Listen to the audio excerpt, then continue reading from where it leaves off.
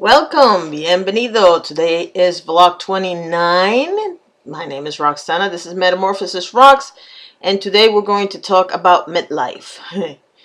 I hate that word, so I'm going to say it right now. If I figure out another way of what to call this age, I am going to find it and probably corner the market because I hate middle age. But anyway, that is the word we have, and that's the word we're going to use. Now, the inspiration for this particular message comes from somebody who shall remain nameless that sent me a little note. And to be honest with you, it made me cry. And it made me cry because I know exactly where this person is in their life and how it's going. And this is not, even though women probably have it more than men go through this too. So, and by the way, not just mothers, women in general, okay? So let me set the example for you, and I'm not going to read the note because I don't want any identifiers. I don't know how this person found me, and I don't know if they know somebody that watches, so I want to make sure that I don't mess that up for them. This person was talking about the fact that their kids had left, the last kid had left for college, and the last 4 or 5 years she decided to stay home and take care of the kids because they were all in high school and they had all these things like band and theater and all this crazy stuff. And she needed to be able to go from one spot to the other, and her husband probably didn't have the time. I mean, she didn't say it that way, but but she is married, and it looks like he didn't feel he had the time.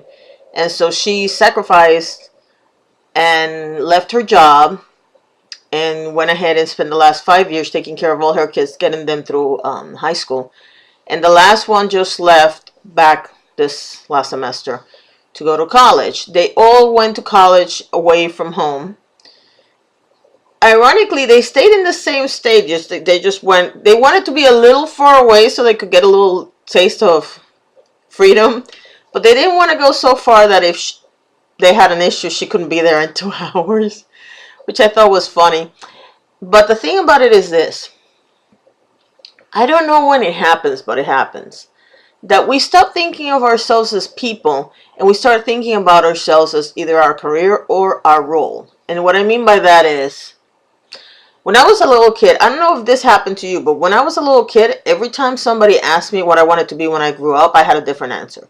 I wanted to be a mom. I wanted to be Miss Universe. I wanted to be a lawyer. I wanted to be the president of company. Back in those days, CEO was not as popular as president, and this is back in the 70s.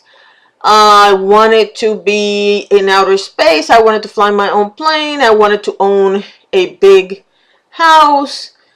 And I wanted to boss people around. And I wanted to ride horses, write books, paint, and I don't even know what else I wanted to be. But every single time somebody asked me, I said something different. The only three things that stayed more or less were lawyer and CEO. And I'm not either one of those two things. When I started in college, I fell in love, and when I got married, I made a decision that would impact my career a lot more than I thought it would.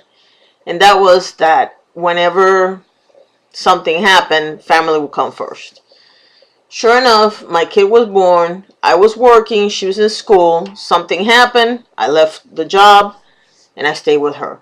Then I had 2 miscarriages pretty much within 3 years, and I could not go back to work because I felt that me driving and going around and working and all that other stuff was the reason why I had the 2 miscarriages.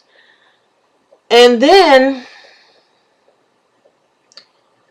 I came to the U.S. I moved from Puerto Rico back to the U.S. and I got a little job, then I got a bigger job, and then I had the big job. And then a family member got sick, and I basically left everything to take care of that person. And that has been my life pretty much all along. But the thing about it is that I've always put family first. So in my case, it's not a job, it's the role. And that was my decision. It has some good points and some bad points. I'm not saying that if you're a stay-at-home mom, it's a bad thing. Or if you're a career woman, it's a bad thing. They both have pros and cons.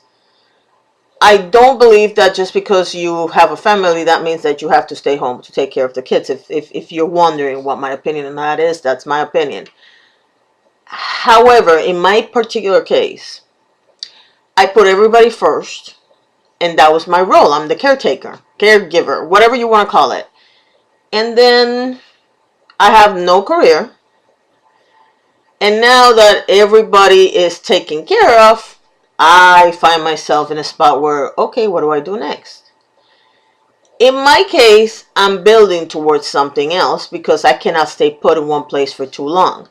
In the case of the person that wrote to me, she is totally devastated and stuck on, I'm a mom, I'm a mom, I'm a mom, I'm a mom. Now, first of all, being a mom has a set of skills that translates to a lot of jobs if you're smart enough about how you write your resume. Let's start there. But nowadays, I wouldn't even make it about the resume. I would make a little video, half jokingly, half not, about what all the things that having this last job as the manager, or whatever you want to call it, have taught you. And that's what I would send to future employers. Now, here's the reason why I brought this up. I personally believe that that moment when you are in midlife and your life circumstances change, whether it's that you lose your job, that your kids grow up, or that both things happen, or that you have to change jobs because of the economy, whatever happens that changes you from what you used to be to what you are now, is that moment can be devastating for some people. And I believe that is the basis for most midlife crisis. And again, I hate that word. But instead of making it a crisis, I see it as an opportunity. Now, I'm working on something and I'm hoping that it pans out the way I want it. It might not, I don't care, because it's not about the actual something. It's about the ability to recognize that I'm not the only person, obviously by that message, that has experienced that particular point in life when you don't really know what you are because you've always identified as that role or that job. I'll give you another example. When you go to a social occasion of any sort, the first thing that people ask you is, what do you do? They don't ask you who you are, they ask you, what do you do? Now, first of all, I hate that question because I'm not what I do. I'm just not. Neither are you. But we always answer the same thing. If you're an accountant or whatever, I work retail, or I'm a doctor, or whatever. So what? So what? You are not your job. You are not your role. You're not just a mom, a sister, an accountant, a lawyer. You are human. You're a person, and you have more than one interest. And we have gotten to this point where everything is, oh, you need to focus on X and do this and do one thing well and whatever. And multitasking is impossible and blah, blah, blah. Multitasking is impossible if you don't want it to be. If that is your life, if you're the kind of person that can only focus on one thing, congratulations, go do that. If you are capable of handling two things at the same time, and if you were a product of regular education in this planet, you are. Because I don't know if you remember, we used to study, well, in my case, Spanish, English, social studies, science, mathematics, and religion, because I went to Catholic school, okay? I had A's on all 6 subjects at some point. Not at all points, but at some point. I had one of the highest scores on the college board in Puerto Rico in my year. I was not a dumb person, okay? I was not. However, I have let society tell me that I have to pick one thing and do that really well. That's funny because when I was in school, you forced me into checking 6 things out at the same time.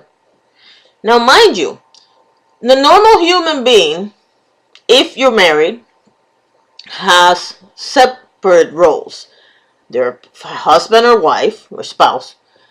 They're a parent, and if they work for a living, they're an employee. So there's 3 roles. So exactly how are you supposed to focus on one when you're supposed to be good at all three? That's what I'm trying to tell you. We have spent so much time listening to all these gurus talking about how we need to focus on one thing that we have forgotten to focus on the one thing that is the most important thing, and that is you. Look, if you like skateboarding and you're 50, get yourself a skateboard and start skateboarding.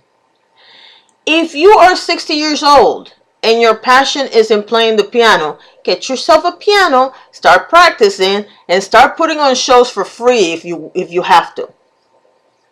You have to start somewhere, but you got to do you. You know why? Because life is too short. And thanks to this epidemic of Alzheimer's, life is even shorter because you might not remember who you are 10 years from now.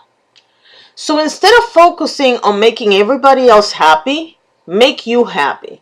You know why? Because that is the best example you can give the rest of your family and your friends. I have spent the last, I want to say 5 months, because even though I registered the business a year and a half ago, I just started now. And I haven't even had a first paying client yet. But I was at a crossroads last weekend and somebody told me, oh, don't sell yourself short, because I was talking about a possibility for a job. Oh, don't sell yourself short. And not 2 minutes after asking me to not sell myself short, they showed me a job opening for the exact same job I used to do, only somewhere else. And I'm sitting there like, let me get this straight. You don't want me to sell myself short, but you want me to go back to what I used to do. And that makes sense how? It doesn't. I'm either going to go big or go home. Is it going to work? I have no idea. Am I going to go bankrupt? I don't know. I have to give it a shot for one reason and one reason only. Because I have spent the last 50 years taking care of everybody else. And what that has gotten me is a lot of dead people, a lot of sick people, and I am miserable. Well, you know what I mean. So what I decided to do was give it a shot, start my own thing, and see where it goes. That doesn't mean I'm not going to get a job if I need money. That it's obviously part of it. But instead of getting a full-time job doing something that I really didn't care about, how about finding a part-time job on something that I really love to do so that I can spend half of my time doing that and making money out of that, and the other half cultivating my thing. Because that's another thing that we make a big mistake about all the time. And I tell you because I made it. 5 years ago, I was starting what I'm doing now. And I remember like it was yesterday. This job showed up out of nowhere. And it was a full-time job. And I was like, oh, that's no problem because I'm going to do the full-time job and then I'm going to do the other thing. And that didn't happen. Once I got involved with the job, I got so involved with the job that I was working 4 days, 10-hour shifts, and then I had 3 days off. Well, the first thing is that you're exhausted all the time because you're working 10-hour shifts. And you're working 10-hour shifts listening to a bunch of psychos, so it's not exactly the most appealing thing. People drain the life out of you, to be honest with you. When you are trying to help people in any job, and I'm not saying that as a bad thing, I'm just saying that they drain you because if you have any empathy whatsoever, you will get upset with them, cry with them, laugh with them. So it does drain your energy. So there's nothing wrong with that. I'm just saying it was a very draining job. And this is another thing. People think that because you're working with a hammer and a nail, you're tired because your body's tired. And I'm talking about construction. But if you work in an office, you don't get tired. Baloney. When you work in an office and you're helping people, whether it's social services, consulting services, customer service, anything like that, where you're dealing with people on a day-to-day basis. First of all, the mental gymnastics your brain has to do to help people out sometimes is amazing. Second of all, if you have any sympathy or empathy in your body, you are going to get tired because you take in all that energy. So you're exhausted, and some people can go and deal with the exhaustion and start something on the side. I I had a husband who had cancer and a daughter that I was helping out. So no, I didn't get any. I wasn't getting any rest. And then of course when my parents came in and I had to help them, I had no time off at all. And the thing is, if I was 20, yeah, I could have done it. I used to work 2 jobs when I was 20, so I know I could have done it. But I'm not 20 anymore. I'm 50. So I don't get and I'm not saying that to say that it's an excuse. Some people can do it. I just couldn't do it. I felt exhausted, and to be honest with you, because most of what I do is writing, I just couldn't come up with it. Like I would have no creativity left at the end of the day because I had spent it all day long trying to figure out how to help people. So it was one of those things. Now there's people that can do it because their job is not as stressful, or their job is something that they absolutely. I liked my job. I didn't love my job. And when people love their job, it doesn't feel like work for them. So people that love what we used to do, I'm pretty sure they could do or three other things. I couldn't. I was exhausted by the end of the day every day. And even on my days off, there were times when I was like, you want me to do what? And I would look at them like, I ain't going nowhere. So for people that think, or the people that are put down because, well, you have this many hours in the day, you could do something else. Don't feel bad because you feel exhausted. Some people can do it and some people can. Now, what happens when you're a mom or you're a stay-at-home caregiver or something in those general areas is that people don't understand how much you really work. Even if they've done it before, I could have done it. Well, obviously no, because you didn't stay there. So, no. But people tend to look down on others when they don't do the same thing they are, or they're not better, or, and this is a big one, when people have high expectations of you and for some reason you decide to do something completely different, they seem to feel like they have to rub it in every day that they got to this level of success and you just stayed at home taking care of your kids. Like that's a bad thing. What? I don't get it. Because I think being a mom is one of the most important things you could ever do. Being a caregiver is the second one. Unless the caregiving you're doing is for your kid because they have some sort of situation. And then you're even higher than just a mom. But for some reason, people seem to think that if you work outside the home, you're a hero. And if you're just a mom, then you suck. Really? That's where we're going? Because that is ridiculous. It all boils down to keeping up with the Joneses, keeping up with appearances, and thinking that you're better because you do better or whatever it is. It's not true. A mom that stays at home taking care of her children is just as important as the lawyer that goes and battles the bad guys every day. Because you know what? In a sense, the mom is fighting the bad guys also. So I'm hoping that the person that wrote me that note knows that unfortunately somewhere in life we decided that we are what we do and not who we are. And we need to take that back somehow. We need to remember that we are human first and then everything else, every other label comes second. You are not your job or your role. You're just so much more than that. And I hope and pray that you realize that this is an opportunity for you to do whatever you want to do.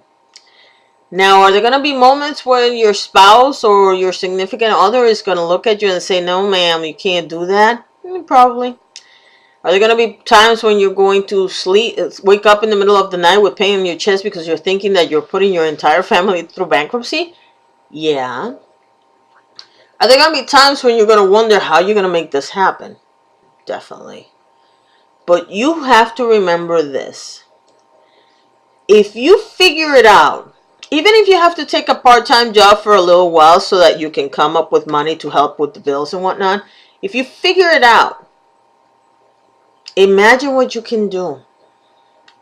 You can have a part-time job and the rest of the time you can, if you like music, you can go and learn a musical instrument or take art classes, or You know, if your spouse can take care of all the bills, that extra money that you're making the part-time can go towards your little dream job. You have to sit and think about what you really want to do. Don't just take the first thing that shows up. I've made that mistake plenty of times. Even if it sounds interesting, if your heart is not in it, it's not going to work out in the end. So just be sure to look at it as an opportunity and not as a curse that you no longer take care of your children. Your children will come in and out of your life at many moments, just like they did when they were kids. This is not the first time they abandon you. Do you remember when you had them and then you had to send them to school? You had them all to yourself, and when they went to school, now they liked the teacher or the rest of the students, and they didn't spend as much time with you as they did when they were little. Same thing is happening now. They have the entire world to discover. You did too.